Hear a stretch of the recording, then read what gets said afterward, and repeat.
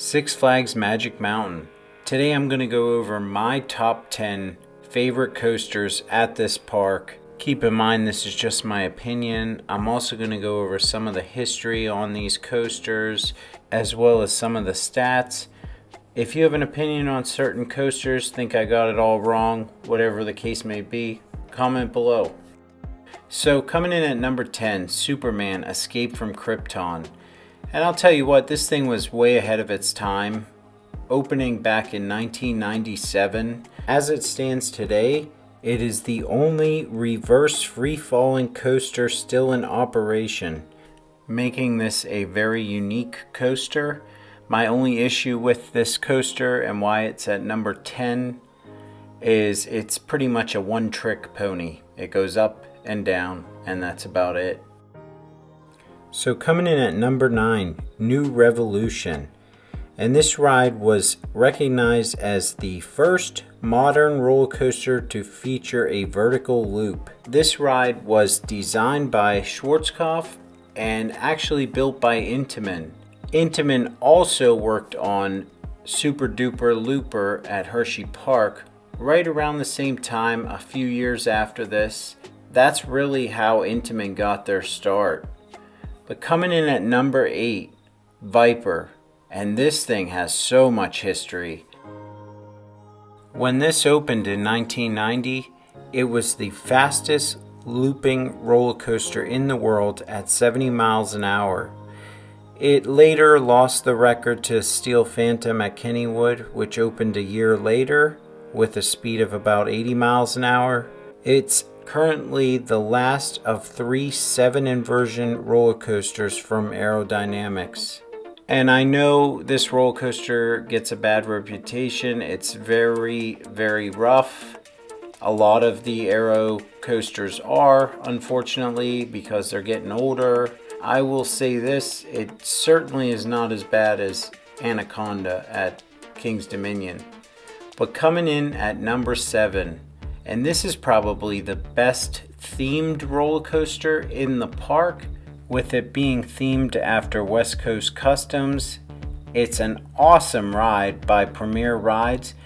This is West Coast Racers. What makes this roller coaster so special is that it is a Mobius style roller coaster, meaning that when you are racing, both sides race on one track. You start and then you go to the other track and then you finish where you started, making this a very unique experience. And the only thing I did not care about with this coaster was the launches were very weak. But other than that, it is a very thrilling ride and definitely a must-do when you go to Six Flags Magic Mountain. So on to number 6, and that would be Goliath. And Goliath features a 255-foot drop.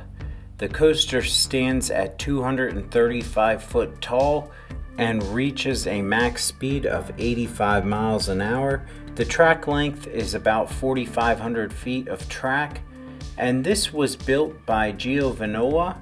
If you don't know who they are a Swiss manufacturer, and it's actually the manufacturer where B&M first got their start, and you can kind of see that in the track design. So one of the other things that I really did not care for about this coaster and why it ranks number 6 on the list would be that terrible brake run that basically just murdered all the momentum that this coaster had built up. It basically just comes to a complete stop. Other than that, still a great coaster and definitely a great experience and a must-do. Moving on to number 5, and that would be Wonder Woman Flight of Courage.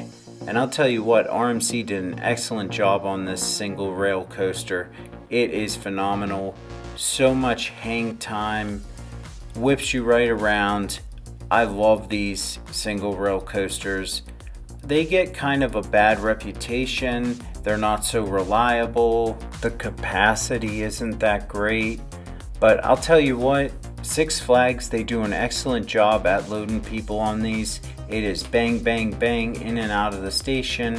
I just think these are phenomenal coasters, and I hope they continue to keep making them. Moving on to number 4, and that would be Twisted Colossus. And I love this coaster. It absolutely is one of the best coasters in the park. You could pretty much take my top 4 and just put them anywhere. I mean, they're all great. Getting that high five effect as you're racing the other side.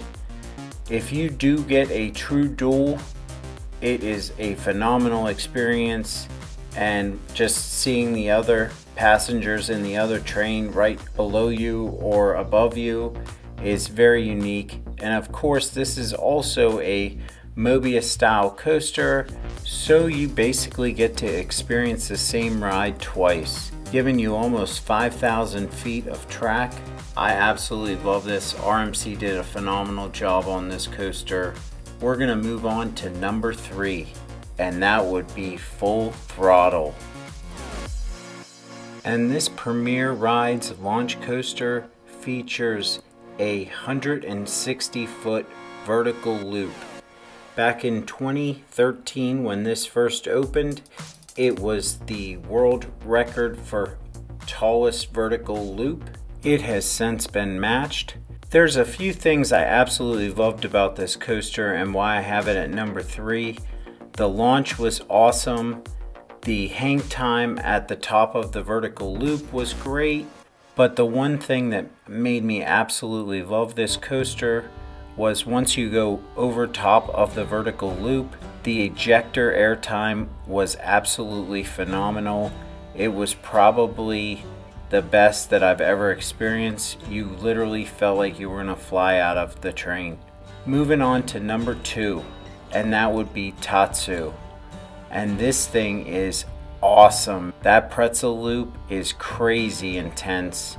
This is one of the most intense coasters I've ever experienced, and going over the side of a cliff where this coaster only sits about 170 feet tall. However, you are about 273 feet up as you're looking over the side of a cliff, making this a terrain coaster and giving you an awesome experience. Absolutely wonderful coaster.